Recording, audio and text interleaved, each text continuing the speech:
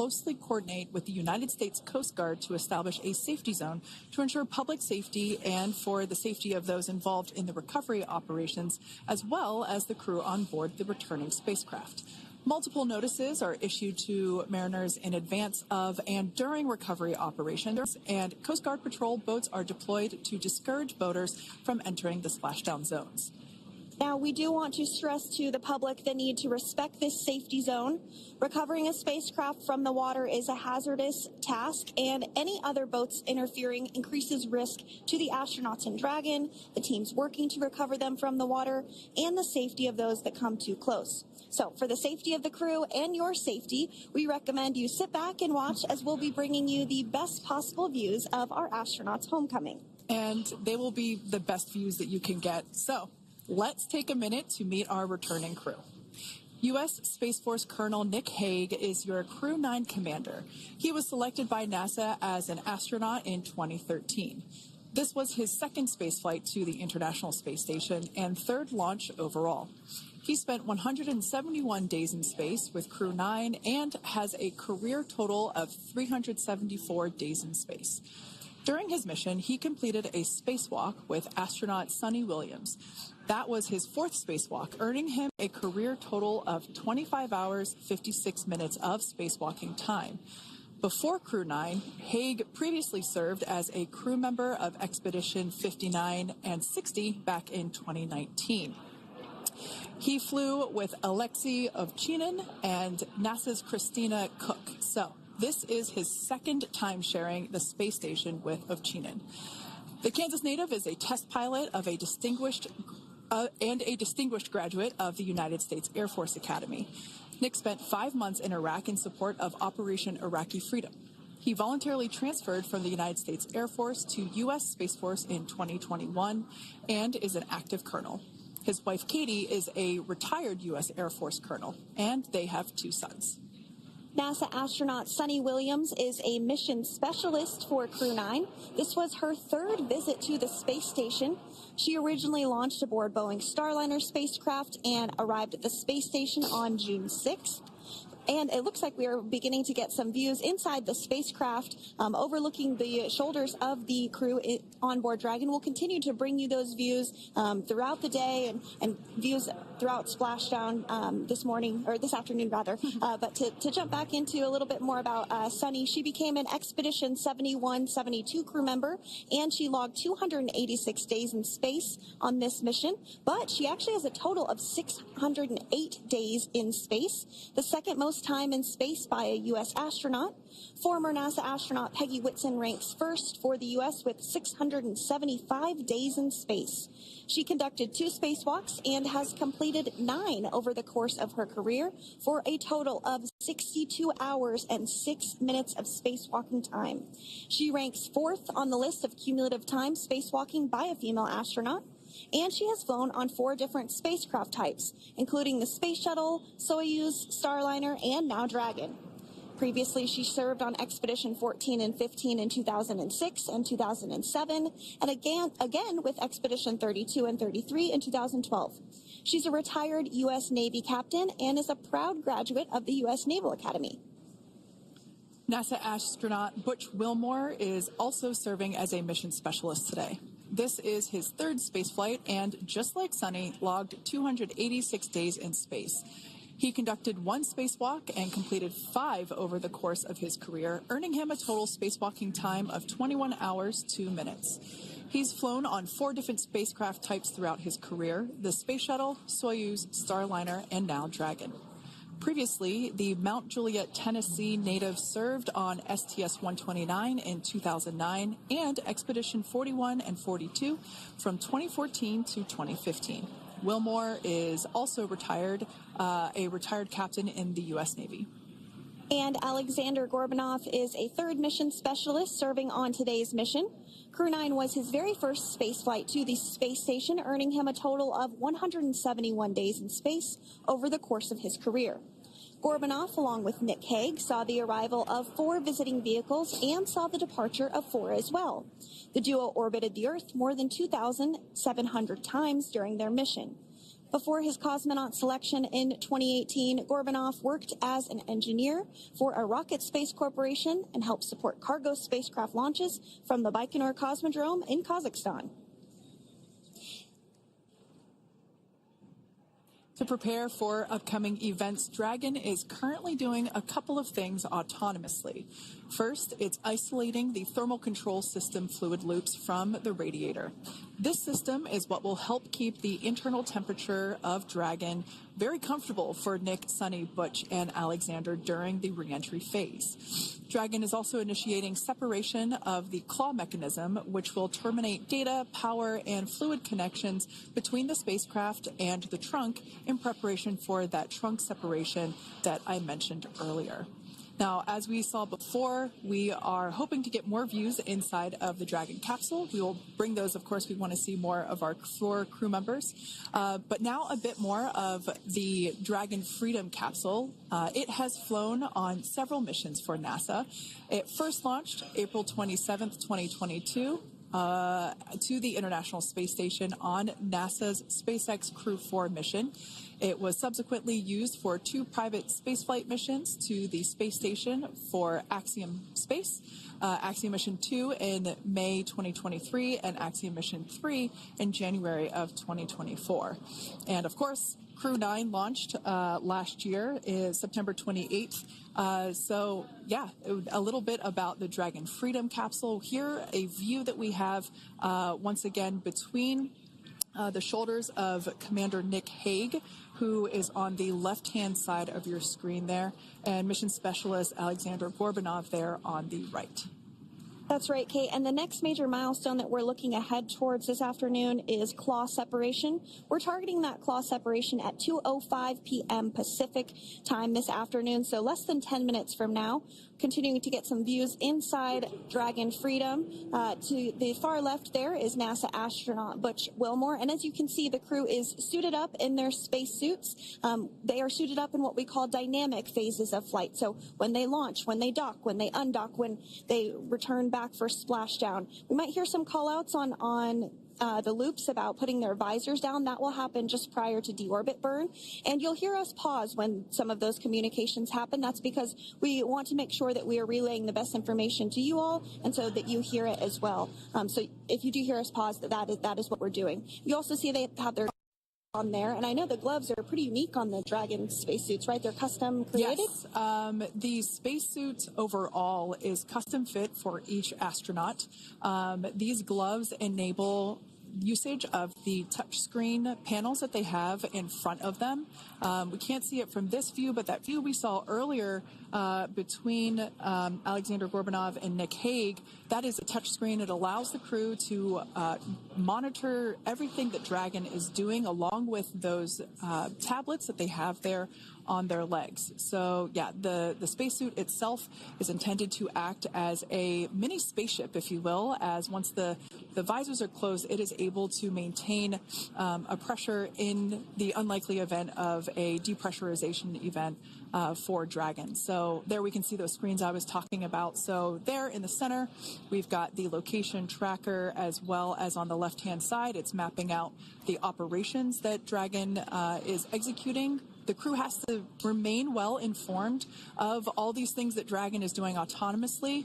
That basically means that Dragon is flying itself. The crew has the ability to gain control of the capsule if necessary, but the capsule is essentially going to bring itself home. But of course, in order to be familiar with Freedom, SpaceX, deorbit sequence start in 5 minutes.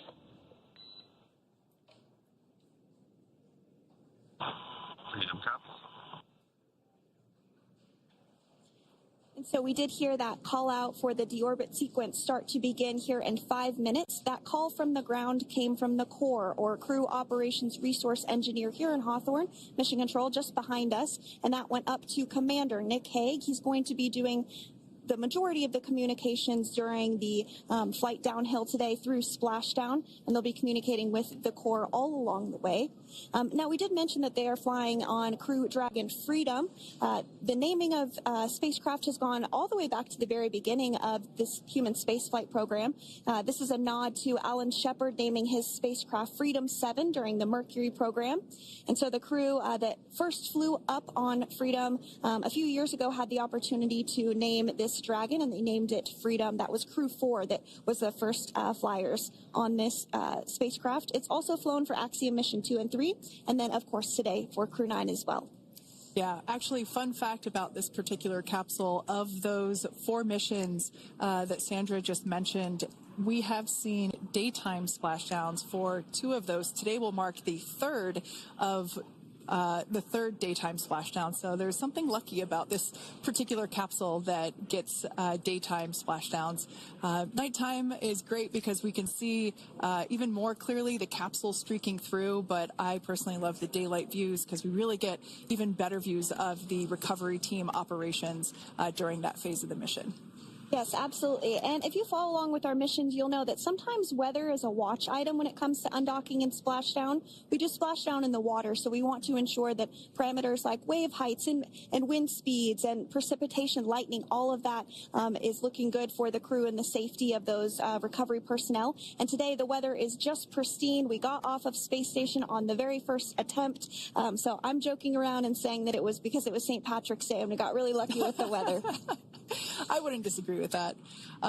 Speaking of weather, we will be hearing from Core probably around 2:20-ish. Typically, before we enter the period of loss of signal, or LOS, we will hear an entry briefing from the Corps, the Crew Operations Resource Engineer, and they will deliver important information like updated anticipated splashdown and loss of signal times to the crew, as well as the wave height and wind speed. So we'll be standing by to listen in on those. Like I said, that will happen shortly after. Typically after trunk separation. I can't quite remember if it's before or after deorbit burn. It must be before. But in any case, we'll be hearing all of that coming from Core. In fact, that individual is seated there in the room on your screen. That is SpaceX Mission Control in Hawthorne, California.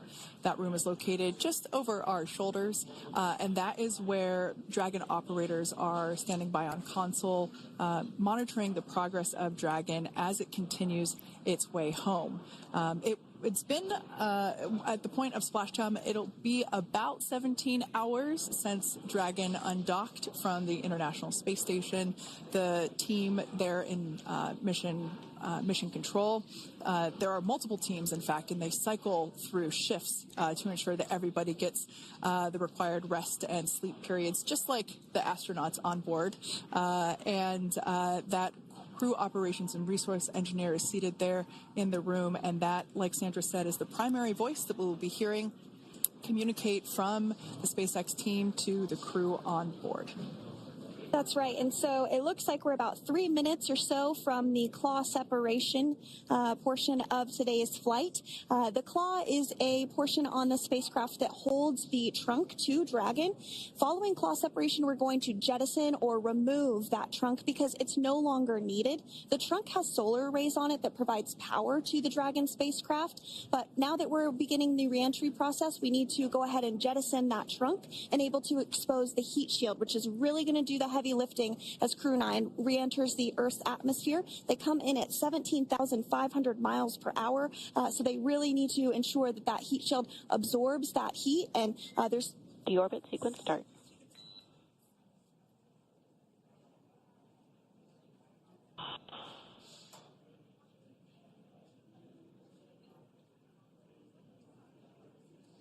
And so we did just get communications there that the deorbit sequence start has begun. So here in just a couple minutes from now, we expect to hear information or a call back about the claw separation having begun. And again, that kicks off that trunk separation portion that I was discussing to remove that, expose the heat shield, and then eventually we'll have the deorbit burn. And we'll continue to walk you through all of these milestones as we approach them ahead of our splashdown at 2:57 p.m. Pacific time this afternoon off the coast of Tallahassee, Florida. Yeah, we're very excited to bring the Crew 9 crew home. Sandra, we were talking about the trunk separation. That trunk is on a trajectory that will re-enter in the atmosphere and break up upon that re-entry. The heat shield itself is one of my favorite parts of the Dragon capsule. It is the workhorse of the re-entry phase. It will work to protect the Dragon capsule and the crew members on board during the re-entry phase as the temperatures outside of the capsule build up to, I believe, about 3,000 degrees Fahrenheit in excess of. And meanwhile, the interior of Dragon stays a very comfortable temperature. That heat shield does a lot of the work, and we'll see that plasma build up on the exterior of the capsule. As a result of the plasma that builds up, we will lose communications with the crew. This is known as loss of signal, or LOS. This is roughly a 10-minute period on average, even less than. I believe today it is probably about 6 or 7 minutes long. It kind of depends on the mission, and it happens for every Dragon capsule that re-enters the atmosphere. Due to that plasma buildup, we're not able to communicate or command the capsule, so we stand by while we wait to regain communication after we pass through that period of loss of signal and get what's known as AOS, or acquisition of signal. Continuing to stand by for claw separation, and then we'll look towards trunk separation. It'll be just about a minute or so after that. That happens pretty rapidly in succession. Some of our milestones will take a little bit longer throughout the day. For example, we will have a deorbit burn after that will take about 7.5 minutes and helps get Dragon set up in the right trajectory to splash down in the Gulf off the coast of Florida. So continuing to stand by for claw separation.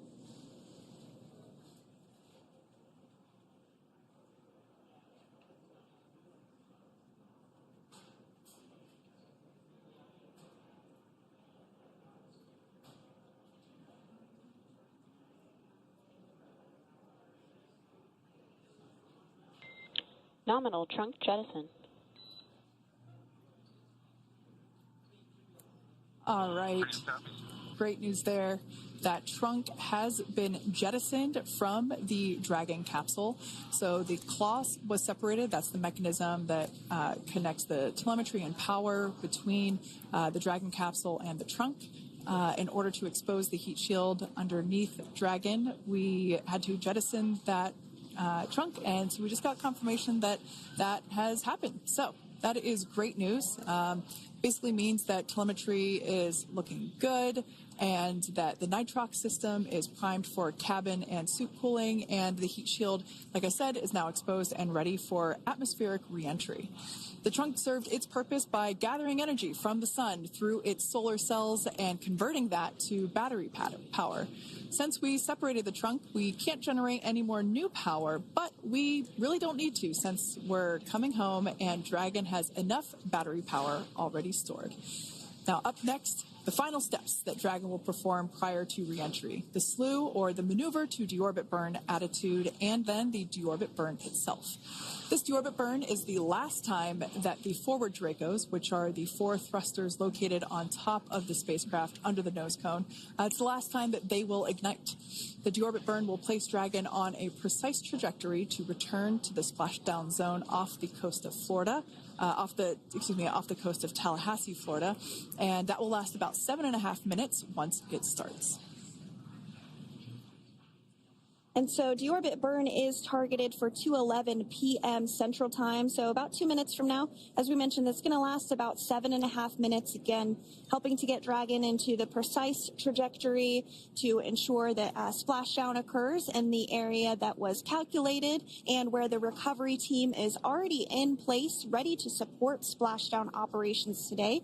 The recovery vessel Megan is the ship that is going to be utilized today, and we also have what is called fast boats that go out first to check the spacecraft and make sure everything is looking good before the recovery vessel Megan approaches. So that whole recovery process takes about an hour, I would say, from the time the crew splashes down to the time they're on the boat and the crew gets out of the capsule. And we'll continue to bring you live coverage through every step of the way today as Crew 9 returns home. Indeed. Now, let's take a little bit of a closer look at Dragon. One of the great things about being close to the space station is that we can use space station cameras to look at Dragon. But now that Dragon is on its way home, we don't have those external cameras. So here's an animation of what the capsule looks like. We've got the pressurized section, the capsule on the top, and the trunk or the unpressurized section on the bottom. That's where those solar panels that we manufacture in-house are located, soaking up the energy from the sun and turning it into power for the capsule. At the very top of the capsule is the nose cone. That is where the Dracos, the forward Dracos, are located. That nose cone is currently open, not closed like we saw in that animation. Once we get through the final maneuverings for the re-entry phase, we will close the nose cone capsule just before Dragon begins its atmospheric entry to protect that forward hatch there located along with those forward Dracos. So go ahead. That's right. I was going to mention that the nose cone does open shortly after launch, and it remains open the entire time that Dragon is docked to the International Space Station.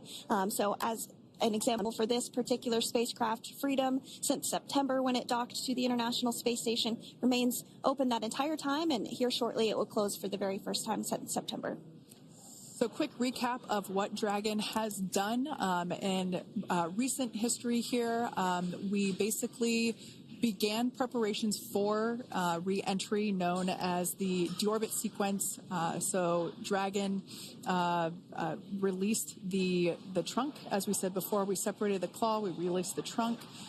It next will slew to the deorbit burn attitude. Slew basically meaning maneuver, so it will position itself correctly to execute that deorbit burn. We want the heat shield side to be facing forward, or first, if you will. We want that to be the leading edge of the Dragon capsule, as that heat shield is meant to basically be an ablative material for the heat that it will incur.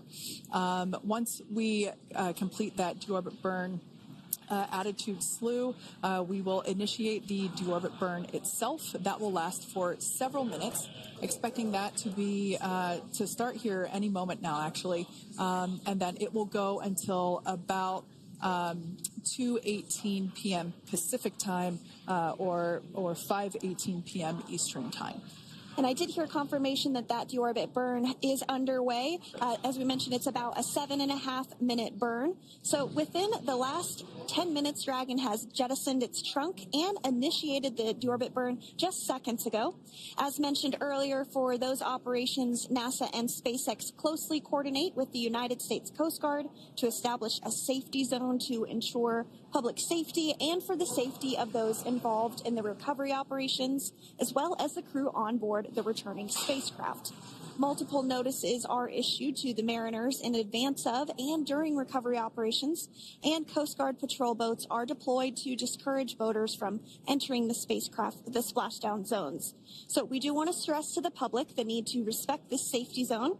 Recovering a spacecraft from the water is a hazardous operation, and any other boats interfering increases the risk to not only the astronauts in Dragon, but the teams working to recover them from the water and the safety of those that may come too close. So for the safety of the crew, which you see there on your screen, your safety, we recommend you sit back and watch as we'll continue to bring you the best possible views of our astronauts' homecoming.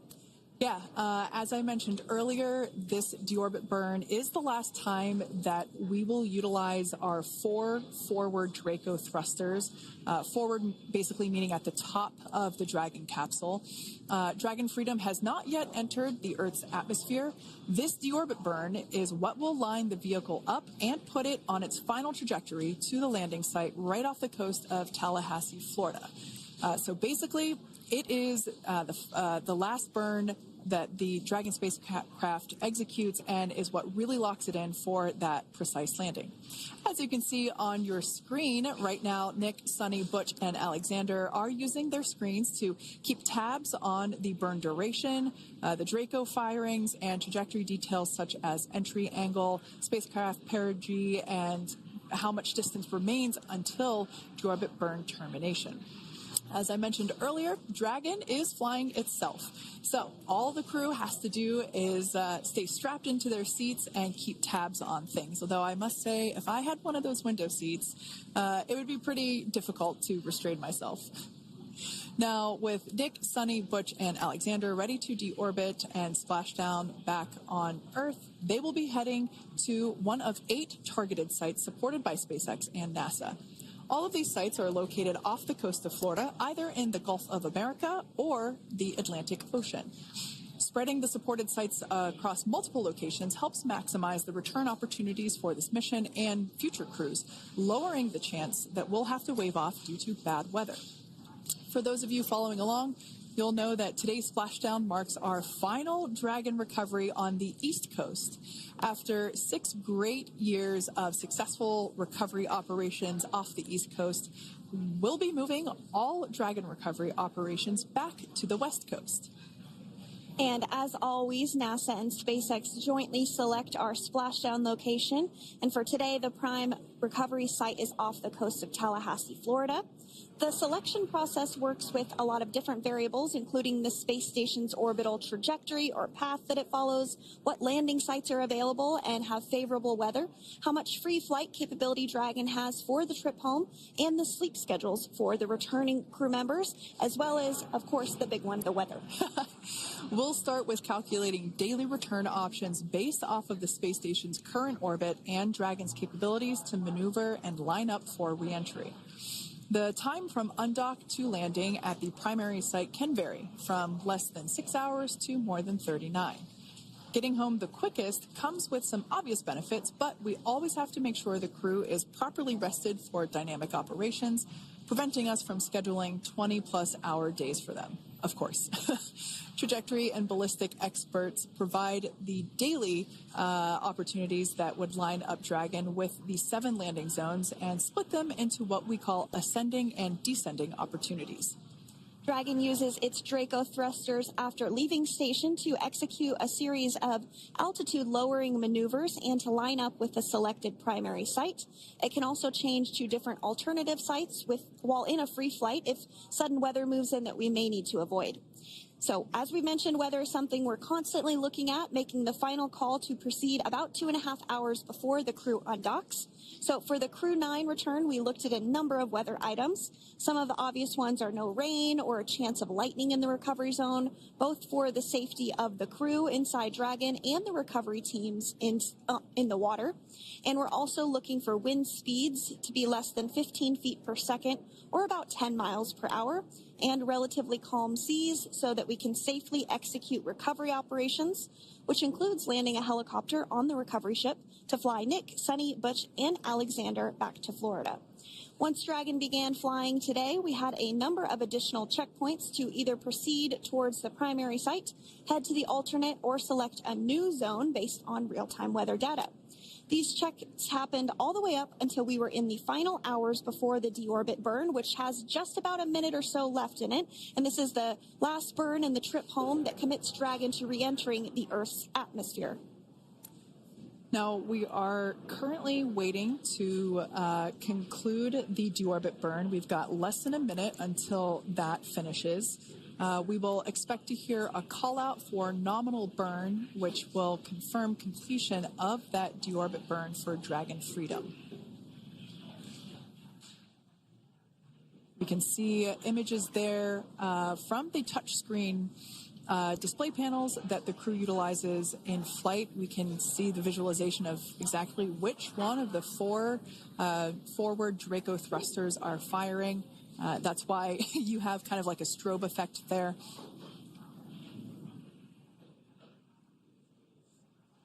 And if you're just joining us, you are looking at live views of the Dragon Freedom. On your left is Commander of Crew 9, Nick Hague. To his right is Roscosmos cosmonaut Alexander Gorbunov. And also in Gorbunov, excuse me, that is Alexander Gorbunov. And then also in the capsule today is NASA astronaut Sunny Williams and Butch Wilmore. We are awaiting confirmation that their deorbit burn is complete, which is the last burn that's going to help set them up on a trajectory to Splashdown off the coast of Florida. Deorbit burn complete. Performance nominal. Nose cone closure initiated. Freedom copies. All right, excellent news there. We heard the words we were looking for, nominal burn. So that means that deorbit burn was successful and nominal, meaning as expected. And we're now beginning to close the nose cone in preparation for atmospheric reentry. So in the background, Dragon is currently inhibiting those forward bulkhead Draco thrusters that we just used to complete the deorbit burn, ensuring it's safe to latch the nose cone shut for reentry. Also, the vehicle has initiated the nitrox suit purge, which will help keep Nick, Sunny, Butch, and Alexander cool and comfortable during reentry, which is coming up in about 20 minutes from now. At this point, the nose cone is closing and protecting the forward hatch for reentry, and the crew are using their screens to continue to monitor the locking of the nose cone, which is done by a set of hooks. And as we mentioned earlier, that nose cone has remained open since September, so this is the first time it's closing in a few months. Yeah, that's absolutely right. Now, we will be expecting, as I mentioned before, an entry brief from SpaceX Core. Again, that's the crew operations resource engineer who is seated in that room that you see there on your screen. That entry brief will provide updated times for anticipated splashdown as well as the loss of signal or period of LOS. And that briefing will also give us information such as wind speed and wave height at the expected splashdown location. But all in all, everything has been great today. All events have been executed on time as expected, and we are looking forward to a splashdown of the Crew 9 crew at about 5:57 p.m. Eastern Time or 2:57 p.m. Pacific Time. Between now and then, things are going to start moving quite quickly. In fact, if anything, this will have seemed like the slower part of the reentry phase. We're going to go through, like I said, that period of loss of signal or LOS. That period is a few minutes long where we are unable to communicate or command the capsule due to the plasma that builds up on the exterior of the capsule. That period, like I said, lasts for a couple minutes. You will start to hear SpaceX Core hail the Crew 9 crew a little bit earlier than expected because we, in the past, have actually regained communications a couple minutes earlier than initially anticipated. So we'll go through that period of loss of signal, that entry period, that specifically when the Dragon spacecraft is re-entering through the atmosphere. Approximately at about 18,000 feet when the capsule is traveling at 350 miles per hour. We will see our first views of parachutes for the day. It's one of my favorite moments of return sequences is when we get to see the drogue parachutes. We'll see the drogues come out. Those drogues will help slow the vehicle down to about 119 miles per hour. And then that is when the main parachutes will come out from the Dragon spacecraft and then ultimately end in splashdown. And we are hearing confirmation that the nose cone is closed and everything was nominal or as expected with that closure. So as we begin the second half of entry, Dragon is now beginning to inject cooled nitrox into the air being delivered to the spacesuits worn by Nick, Sunny, Butch, and Alexander. Again, this is what will allow the crew to remain comfortable while external temperatures reach 3,500 degrees Fahrenheit as they re-enter the Earth's atmosphere. So the heat shield is pointing forward, leading Dragon to the landing site. Yeah. Now, speaking of the heat shield, Dragon's primary heat shield is comprised of PICA 3.0, which stands for Phenolic Impregnated Carbon Ablator. The first-gen PICA was initially developed by NASA for studying and sampling comets within our solar system. SpaceX partnered with NASA to develop PICA X, which was the second-generation product used on all Dragon 1 cargo resupply service missions that resupplied the International Space Station on 20 missions.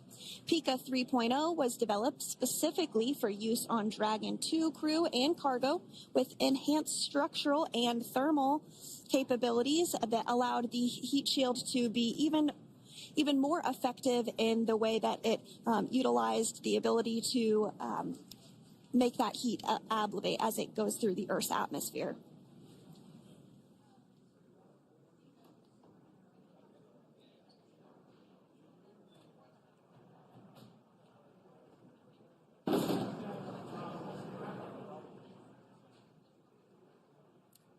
The remainder of Dragon is composed primarily of a SpaceX proprietary ablative material. It's another class of thermal protection which is lighter weight versus PICA and protects the underlying composite structure during reentry to ensure the structural capabilities are maintained. While Dragon will experience temperatures well over 3,000 degrees during peak reentry conditions, the characteristics of the thermal protection system coupled with the environmental control and life support system in the pressurized interior will ensure that Nick, Sunny, Butch, and Alexander stay cool and comfortable during all phases of reentry through Splashdown. Now, if you've just recently joined us, we hope to regain views of our crew members inside Dragon Freedom, but we don't have those available at the moment due to ground station coverage. So we will bring those back to you as soon as we can. Now, after Dragon Freedom has re-entered the Earth's atmosphere, a series of parachutes will deploy to slow the crew's descent. First will be the 2 drogue parachutes, followed by the 4 main parachutes, and those will guide Dragon to its first contact with Earth since it launched back in September. Dragon will automatically deploy these parachutes when different pressure and positioning sensors on the spacecraft detect that they're at the right speed and altitude. Vehicle velocity at drogue deploy is approximately 350 miles per hour, and they deploy at about 18,000 feet. Now, when the vehicle velocity at main deploy is approximately 119 miles per hour, and they deploy at about 6,500 feet. When Dragon splashes down in the water, the vehicle velocity will be about 16 miles per hour, so you can really see how those parachutes help to slow down the crew inside the capsule. The highest G-load the crew is expected to experience today is about 3 to 5 Gs. Yeah, when you think about really fun roller coasters, they're about in that range. So I'm sure that our crew on board will be well equipped to experience those Gs. It's nothing for them. They go through much more intense training. And so we are continuing to make our way through a number of milestones today. We did have trunk separation. Freedom, SpaceX. Nose cone is secure for entry. Freedom comes.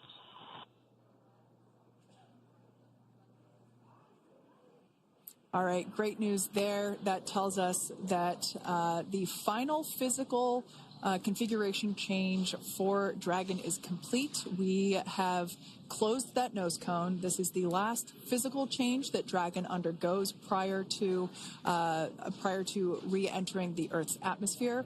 It's important that that nose cone is completely closed because underneath it is not only where the 4 forward Draco thrusters are located, but it's also because that is where the forward hatch is located. That is the hatch that is utilized for the crew to ingress and egress from the station while it is docked on board. And since our capsules are flight proven and we reuse them on future space flights, we want to make sure that all of the integrity of that hardware remains intact. So that nose cone is successfully closed, and we're going to start moving pretty quickly here. As I mentioned before, we'll go through loss of signal. We'll get that signal back several minutes later, and then we'll see the parachute action. Yep, and then that's all ahead of Splashdown off the coast of Florida. We're targeting Tallahassee as our splashdown zone today at 2:57 p.m. Pacific time this afternoon. Now, you did mention the call to the crew. They'll do some additional calculations following that burn and potentially let us know if that splashdown time has changed at all. But right now, we are continuing to target 2:57 p.m. And you can see there on your screen a path of where Dragon will be re-entering today. So if you are in the southern tip of Mexico, you might have the opportunity to see Dragon. Because it's a daytime splashdown, you probably won't have too great of views, but potentially you'll have the opportunity to get a glimpse of it there. Once again, Dragon operators, they're monitoring the progress of Dragon through this reentry phase. That is SpaceX Mission Control, located here in Hawthorne, California. That is also where the crew operations and resource engineer is seated. That person is the voice that we have heard multiple times and will continue to hear as the primary point of contact to the crew on board Dragon Freedom. We will also hear the voice of Commander Nick Hague. Basically, after we hear the Corps communicate something, we will hear Nick Hague indicate that they copy, that they heard the message well, some sort of recognition that the message was received. And if you joined us yesterday for our coverage during the undocking, we were communicating through something that's called a big loop. We do that when we're in integrated operations with the International Freedom, SpaceX, for entry sequence. Report when ready to copy. Ready to copy. All right, I've got some updated times for you. Our comm blackout start time is 2144. Our comm blackout end time is 2151, and our splashdown time is the same per your displays, 2157.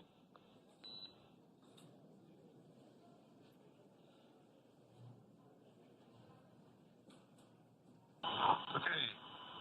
Understand comm blackout start 2144, stop 2151, splashdown per display. That's a good readback. And with that, please report when tablets are secured behind the elastic bands, restraints are tight, and visors are down. And copy, welcome.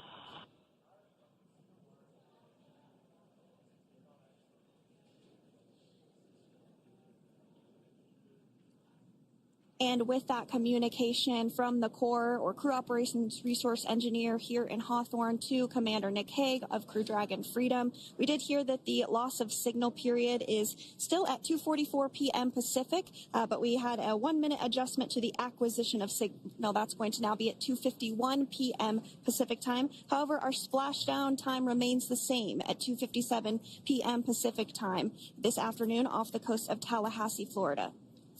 So all good news there as Dragon continues to make its way home with the Crew 9 crew.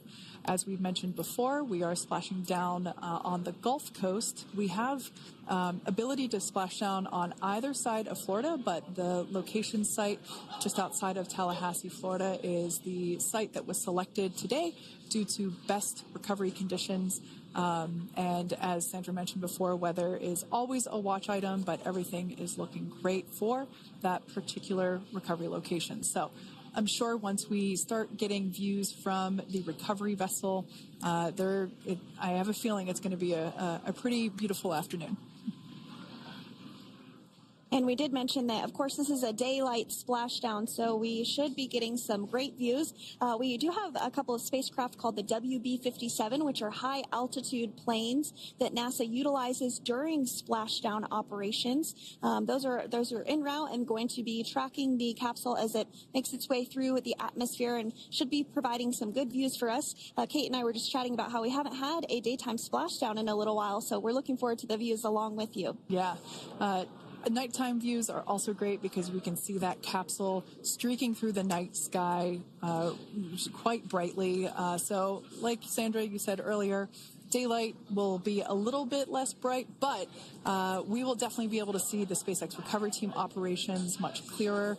I could also imagine it's probably a little bit easier for the team themselves to do their work in daytime than at nighttime. We'll see them rush in really quickly with a couple of fast boats as they begin the initial safety checks and sweeps of the Dragon capsule, while also retrieving the parachutes from the surface of the ocean. The recovery vessel, the main recovery vessel, will continue to make its way closer to the Dragon capsule. It is stationed a couple miles away from the actual recovery location, the splashdown location, for obvious safety purposes. So it takes a little while for that vessel to make its way over, but once it's closer, we'll have even better views of those recovery operations. And you may be wondering why sometimes we splash down in the daytime versus the nighttime. And believe me, we would all love for these operations to happen during regular daytime working hours. But unfortunately, orbital mechanics just doesn't quite work out that way. So it has to deal with the location of the International Space Station, as well as where the splashdown zone is on Earth and that trajectory, as well as the phasing. So as we mentioned earlier, sometimes we have phasing as short as 6 hours, sometimes in excess of 30 plus hours. It just depends on where the targeted area is that the capsule is going to splash down. So today's phasing has been 17 hours since undocking occurred at 10:05 p.m. Pacific yesterday evening for us here in Hawthorne. Early wee hours for folks on the East Coast and other areas of the United States. Yeah, but regardless of whether it's daytime or nighttime, the SpaceX recovery team has trained and practiced and rehearsed for it all. So regardless of daylight, they are really efficient with those operations. And but like you said, Sandra, it has been a minute since we have seen a daytime splashdown on a NASA SpaceX Crew mission. The last daytime recovery was on Crew 4, which was the debut flight for the capsule flying today, the spacecraft known as Dragon Freedom. And so, yeah, kind of a fun fact there in terms of the timing of that daylight splashdowns. Once again, standing by for more communication with the crew. The next event that we have coming up is the start of that period known as loss of signal. That is the period still expected at 2:44 p.m. Pacific time. This lasts for several minutes while the capsule is making its way through the Earth's atmosphere. The heat shield located at the bottom of the capsule really doing all the work at that point in time in terms of using the atmosphere to slow the capsule down from its orbital speeds of 17,500 miles per hour. Our tablets are secure, restraints are tightened, visors down. We are configured for entry. Freedom, I copied. Tablets are secured, restraints are tight, and visors down.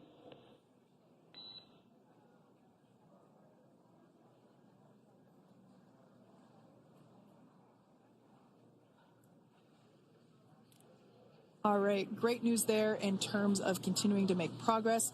That back and forth communication we heard was just letting Core know that per their instructions, Crew 9 has now put away everything that was necessary in order to begin the re-entry, including those tablets that were located on their legs. Those are now stowed away.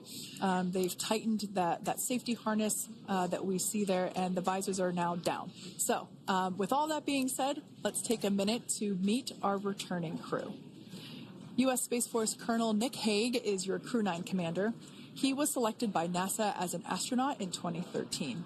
This was his second spaceflight to the International Space Station and third launch overall.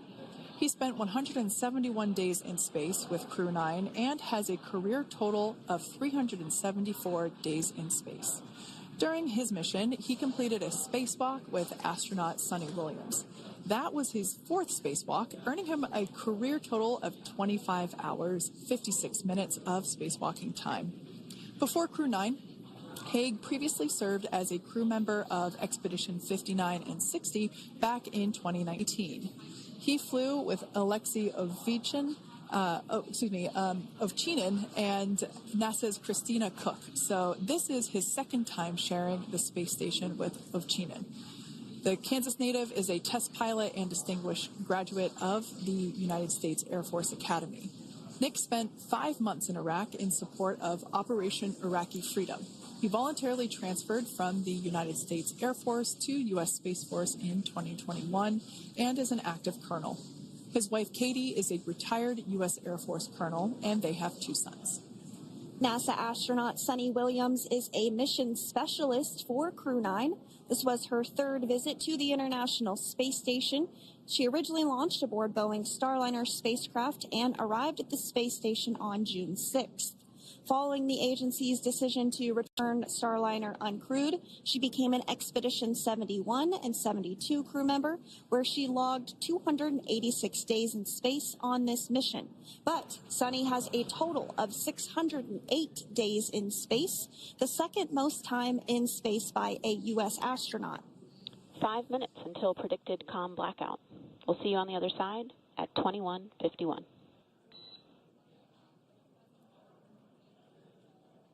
Talk to you soon.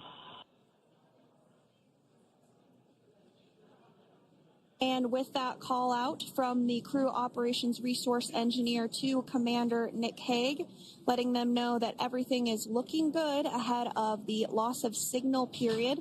We will see the crew on the other side of the loss of signal period at 2:51 p.m. Pacific time this afternoon. Continuing on about Sunny Williams, who has a total of 608 days in space, the second most time in space by a U.S. astronaut. Former NASA astronaut Peggy Whitson actually ranks first for the U.S. with 675 days in space. Sunny conducted 2 spacewalks and has completed 9 over the course of her career for a total of 62 hours, 6 minutes of spacewalking time. She ranks 4th on the list of cumulative time spacewalking by a female astronaut, and she has flown on 4 different spacecraft types, including the Space Shuttle, Soyuz, Starliner, and now Dragon. Previously, she served on Expedition 14 and 15 in 2006 and 2007, and again with Expedition 32 and 33 in 2012. She's a retired U.S. Navy captain and is a proud graduate of the U.S. Naval Academy and was the first astronaut to run a marathon in space. Pretty awesome stuff. Now, NASA astronaut Butch Wilmore is also serving as a mission specialist today. This is his third spaceflight and, just like Sunny, logged 286 days in space. He conducted 1 spacewalk and completed 5 over the course of his career, earning him a total spacewalking time of 21 hours and 2 minutes. He's flown on 4 different spacecraft types throughout his career: the Space Shuttle, Soyuz, Starliner, and now Dragon. Previously, the Mount Juliet, Tennessee native served on STS-129 in 2009 and Expedition 41 and 42 from 2014 to 2015. Wilmore is also a retired captain in the U.S. Navy. Next up is Alexander Gorbunov, who is a third mission specialist serving on today's mission. Crew 9 was his first space flight to the space station, earning him a total of 171 days in space over the course of his career. Gorbunov, along with Nick Hague, saw the arrival of 4 visiting vehicles and saw the departure of 4 as well. The duo orbited the Earth more than 2,700 times since September.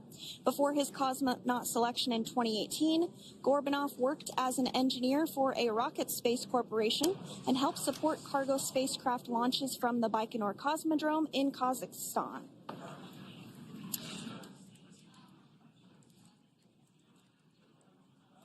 So if you are just joining us, we are continuing to bring you live coverage of Crew 9's return to Earth following their mission aboard the International Space Station, where they completed science and research investigations. We are targeting splashdown off the coast of Florida at 2:57 p.m. Pacific time. The next major milestone that we'll look ahead towards is what we call loss of signal, or LOS, when we won't have communications with the crew because they will be re-entering the Earth's atmosphere. And during this process, there is plasma that builds up around that heat shield, so we are not able to communicate with the crew, but we are anticipating to regain communications with the crew at a short time from now at 2:51 p.m. Pacific time today. As we said before, everything continues to look good for the return of the Crew 9 team. We are about to go into that period of loss of signal. Once we get views of the crew inside the capsule, once again, we will be sure to bring those to you. But that period of time is when plasma is building up on the exterior of the capsule, generating heat in excess of 3,500 degrees Fahrenheit. So we are unable to communicate or command the spacecraft at that time. And that includes, unfortunately, video feeds as well. So as soon as we get the views back inside Dragon, we will bring those to you. But until then, we are going to stand by and continue to monitor the progress of Dragon. Like Sandra just said, we are anticipating the blackout period to begin at 2:51 p.m. Pacific time, 5:51 p.m. Eastern time. This will last for several minutes. It's not super exact, even though we are predicting acquisition of signal, or AOS, to come back at 5:51 p.m. Eastern time. In the past, we have regained communications sometimes a little bit earlier than that, so we'll probably start to hear Core begin to hail Crew Dragon a minute or two prior to that anticipated acquisition of signal. But right now, Nick, Sunny, Butch, and Alexander are seated in their seats inside Dragon Freedom. Their visors are down, and they have put away or stored the tablets they had located on their upper leg to monitor Dragon's progress. Now they will be utilizing the touchscreen displays, where the current operation and future operations will be displayed as they are able to monitor Dragon's progress continually. As I said before, Dragon is autonomous, meaning it is flying itself. So the crew stands by and monitors, and those touchscreen displays are what will be allowing them to do so and prepare for events such as parachute deploy. And while on board the International Space Station, Nick, Sunny, Butch, and Alexander contributed to over 900 hours of science and research investigations, which is really the key purpose of the International Space Station. Now, the International Space Station is celebrating a major milestone this year, where they will be celebrating 25 years of continuous human presence in November. So if you're younger than 25 years, you've never known a day where there hasn't been a human living and working aboard the International Space Station, contributing to key science and research investigations that impact our lives here on Earth. There's research being done on Parkinson's, on osteoporosis, on cancer research, and a variety of other studies. Additionally, the microgravity laboratory provides a jumping off point for us as we venture back to the moon and onto Mars through longer duration space flights. One such example that the crew worked on during this mission was an alternative exercise device. In microgravity, the crew has to exercise for about 2 hours a day because they're not having the effects of gravity on their body. So to prevent bone and muscle loss, we counteract that with 2 hours of exercise per day. On board the International Space Station, they have 3 ways in which they can exercise. They have a bike, they have a treadmill, and they have a similar to a weightlifting machine that counteracts the microgravity environment. But a particular experiment that this crew tested out was a combination of all 3 of those in one smaller device. And this is really critical as we continue on to the moon, Mars, and beyond, because space is really important in spacecraft. So if we have something smaller that the crew might be able to utilize, that can potentially help us venture out even further into the solar system. So science is really the name of the game when it comes to the International Space Station. Some of the other science highlights that took place during this increment that are particularly interesting to me was we had the first wooden satellite that was deployed.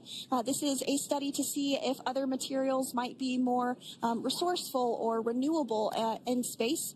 So I'm really excited to see the results of that one as well. Additionally, we had a couple of spacewalks that took place to not only provide maintenance to the International Space Station, but also where we swabbed the outside of the space station near vents to see if any microbes that we all have microbes on us, to see if any of those could survive in the harsh environment of space, which again is very important for us to know and understand as we continue to the moon, Mars, and beyond. Very exciting stuff. Now, at this point, we have now entered the communications blackout period for the Dragon spacecraft. This lasts approximately 7 minutes due to plasma formation around the spacecraft itself. During this time, no vehicle telemetry is received by mission control or the recovery team, and no external commanding of the vehicle or voice communication is possible. But as a reminder, Dragon is designed to fly itself. During re-entry, the vehicle will be slowing down from orbital velocity, which is approximately 17,500 miles per hour. The top temperature that Dragon will experience upon re-entry is 3,500 degrees Fahrenheit. This blackout period, as I said before, we expect it to last about 7 minutes today, concluding at 5:51 p.m. Eastern Time or 2:51 p.m. Pacific Time.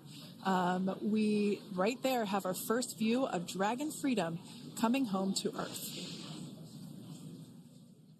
And that view is from the WB-57, which is one of NASA's high-altitude planes that is tracking.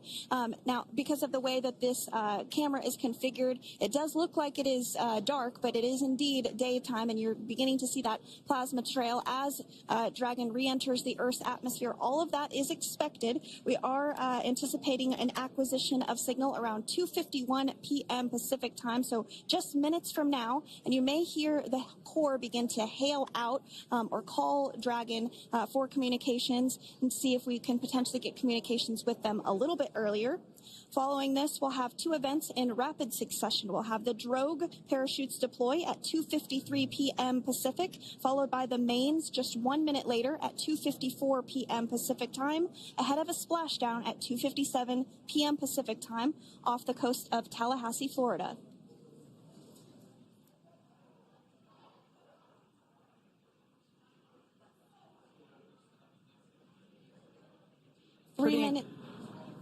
Pretty incredible views of the Dragon spacecraft making its way home back to planet Earth with the Crew 9 astronauts on board.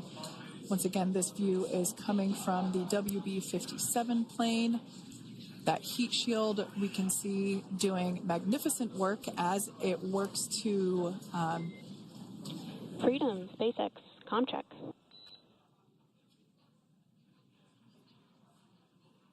All right, we're going to start hearing the SpaceX Crew Operations Resource Engineer. SpaceX Freedom is with you. 4.6 feet. Enjoying the ride. Copy that, Freedom. Great news there from Commander Nick Hague reporting back. We see a healthy flight computer. Expect automated chute deployment. Freedom copies. Like we said before, things moving very quickly as Dragon Freedom makes its way home. Next event coming up will be deployment of the drogue parachutes. This occurs around 18,000 feet. GPS has converged. Expect nominal altitude for drogue chute deployment.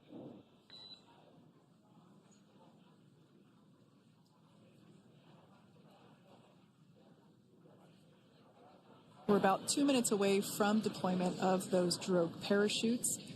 Now the heat shield is continuing to work to slow the vehicle down. That entry period, the Dragon spacecraft went from orbital velocity about 17,500 miles per hour down to about 350 miles per hour. So it really gives you a sense of why that plasma builds up on the exterior of the capsule thanks to the heat shield and the work that it does. Those drogue parachutes will slow it down from 350 to about 119 miles per hour. We can see 15 kilometers. Brace for drogue window. We can see seat rotation happening inside the capsule. Great to get those first views of our crew members. Once again, the capsules are going about 300. The wind as it builds up as it enters the atmosphere, and significantly feeling the effects of gravity for the first time in 6 months. So dynamic event is a euphemism for a lot of stuff's going on. Yeah, and a lot's going to happen still. They still need those parachutes to open, the drogues and the mains, and that's slow them down to the relatively gentle 25 miles an hour, which is the speed that they hit the water. So all that has to happen. Every time that chute's open, it's a huge impact. If you're an astronaut, it's an enormous amount of fun. You're spinning around and swinging. But, yeah, a lot's coming up. And they've been in a microgravity climate, and so now is the experience of coming back in, is that your first experience with real forces against the body that you haven't had for a while? And we should exactly look, right. If you can see there in the monitor, Doctor, what do we see right now? So right now you're looking at the drogue chutes, those small chutes. The mains are too big. They would stop them too fast. Those drogue chutes are slowing them down from 345 to about 145 miles an hour. Still too fast. What you're going to see is those release and then the mains come up. So they've just had that experience of getting whipped around, and they're probably hollering in excitement. Especially because I know the chute's opened. The crew is monitoring that very closely. They can hit a button if they have to if the automatic system does not open the chutes, but nothing like that has happened before, but we trained for that. And I interrupted you because I was asking about what it feels like after being in microgravity. Oh, and there we go. That's the 4. There go the drogues, and the mains are starting to open, and you're going to see them pop open slowly. They reef, and that's deliberate. So that it keeps that deceleration at a good pace, so it doesn't rip the parachutes or cause too much impact to the astronauts. But they can feel that it's a bump every time those chutes open a little more. Gorgeous, like jellyfish in the ocean. Exactly. Quickly on the body, though, in terms of that gravity question, is it?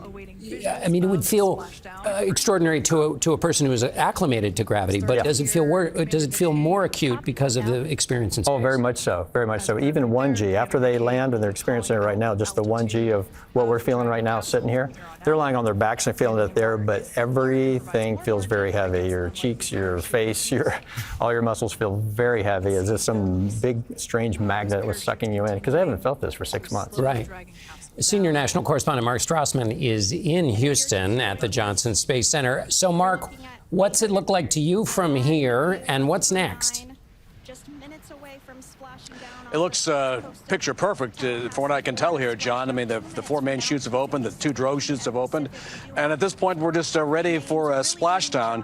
I think it's important to point out here, too, there's a reason why we're covering this return in a special report. Sunny Williams and Butch Wilmore are coming back to Earth after 9 months in space, arguably as America's most famous astronauts. I mean, there really is nobody even close, maybe Buzz Aldrin.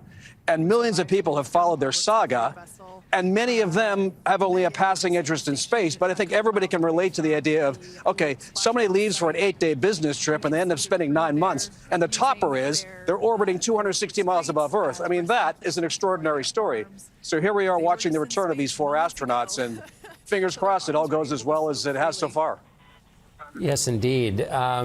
Bill Harwood is also joining us, CBS News space consultant. Bill, picking up on Mark's point, given that there were delays in getting the Boeing Starliner up in the first place, then of course we know about the extended stay. Evaluate the return. It feels like, and as you know, I know very little, it feels like this has been quite a routine return without any bumps. Yeah, John, it's been by the book from the moment they undocked very early this morning all the way through to this point where they just told the crew to brace for splashdown. It's just gone. I don't think it could have gone any better. I mean, this is how they write them up in the press kits. And so now, what's the next step for them after this? rehabilitation, physical therapy. You know, when you spend this long in the absence of gravity, it takes quite a bit of time, as your guest can describe, to get your body back and get your land legs back, if you will. They're going to fly the crew. Hold on, just let's listen in, Bill. There we go.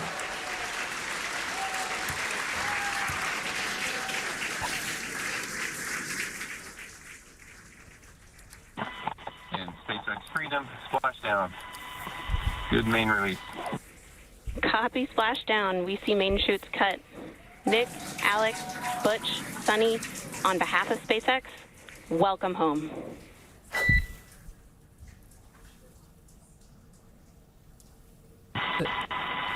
It is an amazing, what a ride. I see a capsule full of grins ear to ear. We're listening to Commander Nick Hague there. Just listen in a second if he has more to say.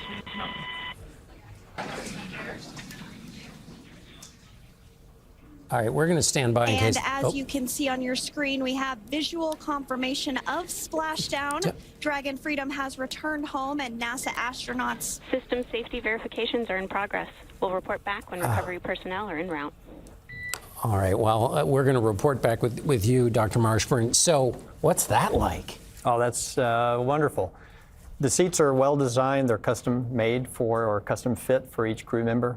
And so what they felt when they were going about 20 miles an hour when they hit the water, what they felt was just a pretty strong impact, but it's over very quickly. And it's a bit of a non-event. They prepared by crossing their arms over their chest, and then it's over. Now they're just bobbing around and experiencing this weird thing called gravity. Right. And so about how long do you think, I mean, I guess every instance is different, but how long's the wait there before the taxi arrives? Typically around between 20 and 40 minutes. You know, they're really good at determining where it's going to land, and so they can have their ship ready to come over. There's going to be a ship that comes up. It's got medical personnel, others to bring that spacecraft up onto the ship and then extract the astronauts. And as an astronaut, is there a self-diagnostic process that starts the minute this happens, which is, okay, what am I going to report to the medical officials that come to tell them how I'm checking in with my various parts of the body? Oh, sure, because everybody's different, especially Sasha, the Russian cosmonaut. He's never been in space before. He has no idea what he's going to feel. So you never know. Some people, about 1 in 5, feel pretty sick, actually. But everybody's a little bit different. And so they'll be checked out. So so they go. They'll be checked out basically right away. Yes. Oh yeah. As a matter of fact, once they get on the ship, or the first checkout was hearing Nick's voice, which is always a great thing to hear, and the fact he said there's grins all around. That's the first check. They'll bring them up on the ship. The hatch will open, and you'll actually see the flight surgeon stick his head in, or her head in, and actually point to each crew member and ask them exactly how are you feeling. And are they good for, number one, having a camera come in, and number two, starting to pull them out. And I know there's a protocol for everything. Yep. Even doing an interview with Sunny, I loved going through the dance steps required to actually start communicating. Are there a specific set of steps in terms of that diagnostic, you know, ask a specific question, seek a specific response? Absolutely. I was an ER doc before I became an astronaut. And so typically that flight surgeon, at least in my experience, has been an ER doc. And they just come right in, and they've got they can do an entire neurologic and neuromuscular exam just in like 30 seconds. And what does it feel like? You know, we talked about they're getting used to gravity again after a period of time. I mean, do they walk, or are they lifted out, or how? So what we'll see is they'll actually be, they're able to unstrap, they're able to get out of their seat and onto a ramp and slide onto a gurney and be rolled over to the med bay. You'll see that whole process.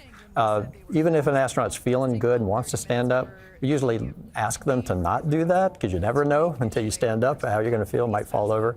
But sometimes astronauts get really excited and they just want to hop out and say hi. But we'll see. They'll probably end up in the gurneys. And who can blame them? Let's go back to Mark Strassman. Mark, so pick it up from here. What does the rest of the journey look like for Butch and Sunny in particular? But you can give us the rundown for anybody you'd like. Yeah, sure. Hoist out the capsule onto the recovery ship.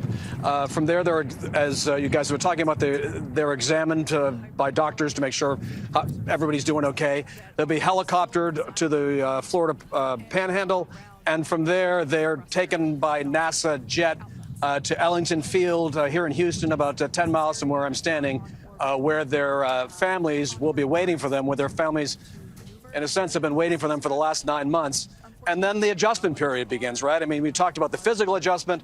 And then for these two in particular, there's going to be another kind of adjustment, which is all the attention that they're going to get. I mean, it's unlike any astronaut really in recent memory. People want to hear from them how they did it, where they found the resilience to go on, what makes this such an extraordinary trip in their minds. And so it's going to be very, very interesting to see how they adjust physically and otherwise to being back on Earth. That's right. I think you and I alone probably have about, and add Bill in there, it's about 100 questions. I hope they're ready. Let me go back to Bill Harwood. Bill, remind us again about, to me, this is such an amazing story of adaptation, when you're thrown a curveball. Just tell us the story a little bit. They went up there for a limited mission and then they had to pivot. Remind everybody about the story and also what happened after they pivoted during that long period of being up at the ISS. Yeah, they expected a mission lasting 8 to 10 days, and as you've discussed, they ran into those problems with the Boeing Starliner. NASA ultimately decided it would be less impact on the space station in terms of the science and the crew rotation schedule to keep them in orbit until they could come home on this Crew Dragon. And John, one of the interesting things about this flight, the crew has spent 286 days in orbit for this extended mission, and that sounds like a lot. It's longer than a normal mission, but the record is held by NASA astronaut Frank Rubio. He spent 371 days, more than a year in space, because the Russian spacecraft that launched him ran into problems. The Russians had to replace the spacecraft, just like what's happened here with the Starliner astronauts. And as a result, his 6-month mission was extended to just over a full year. So this has happened before to a NASA astronaut, but it's the first time it's happened with an American spacecraft like this. But it's certainly an interesting thing to take into consideration, how history repeats itself sometimes. Indeed, and also that a good reminder that, in a sense, all astronauts know what they signed up for. In other words, adaptation is the name of the game. Bill, remind us all again, because I think we could all use the reminder that the ride home was always there for them. Explain why they didn't just take it and buzz home when they heard there was going to be a delay. Yeah, this Starliner has been docked, this Crew Dragon has been docked at the station since last September. So, yes, they could have come down earlier, but if they had done that, all four have to come down at the same time. That would have left one astronaut aboard the space station, Don Pettit, to operate all of the myriad systems in the U.S. segment, handle research, which would virtually grind to a stop. And you wouldn't be able to do spacewalks for an emergency with just one crew member available. So it just made more sense to keep the crew up until they could come down on this flight. It'll get the crew rotation schedule back on track, and it minimizes the disruption to the research they carry out on board the station.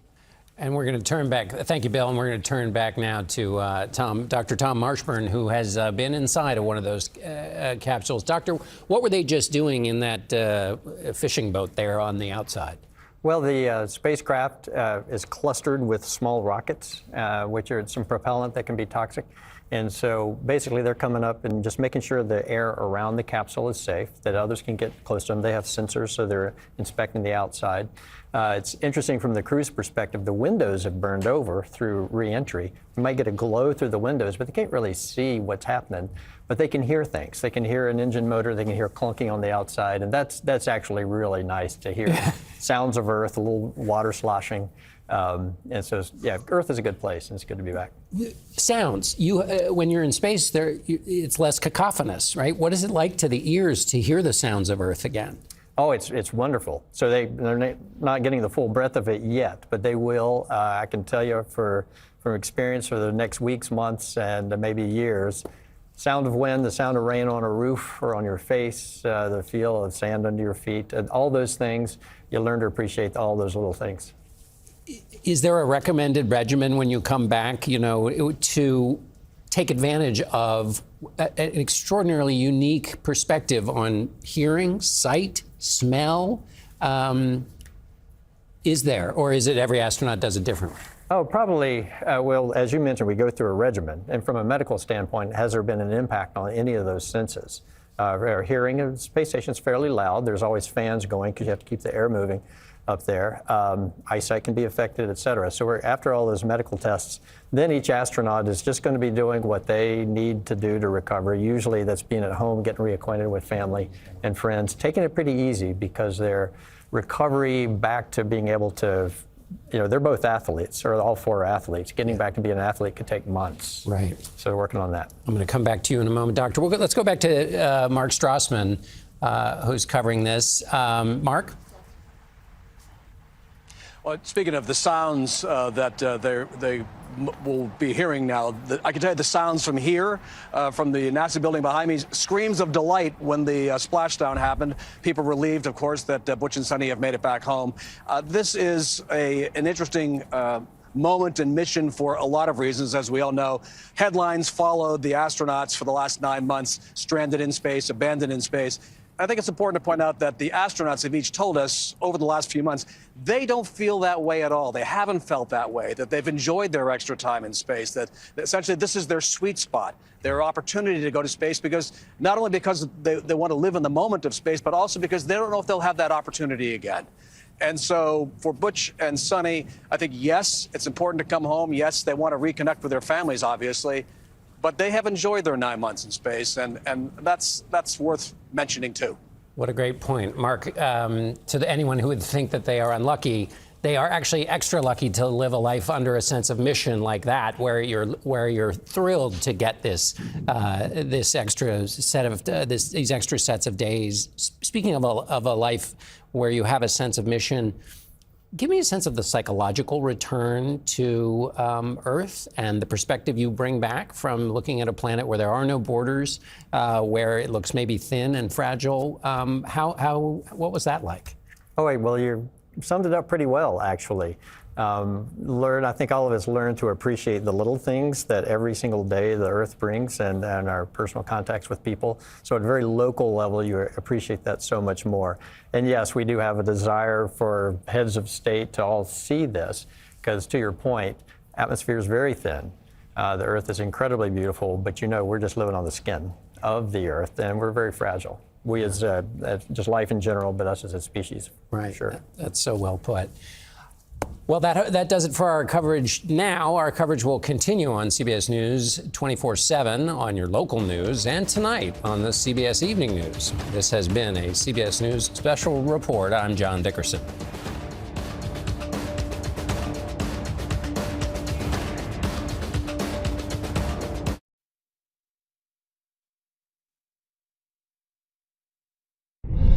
Right now at 5, weather alert. Thunderstorms move into the area tomorrow afternoon into tomorrow evening. Could come in with damaging wind, hail, even an isolated tornado threat. That brand new timeline in First Alert Weather.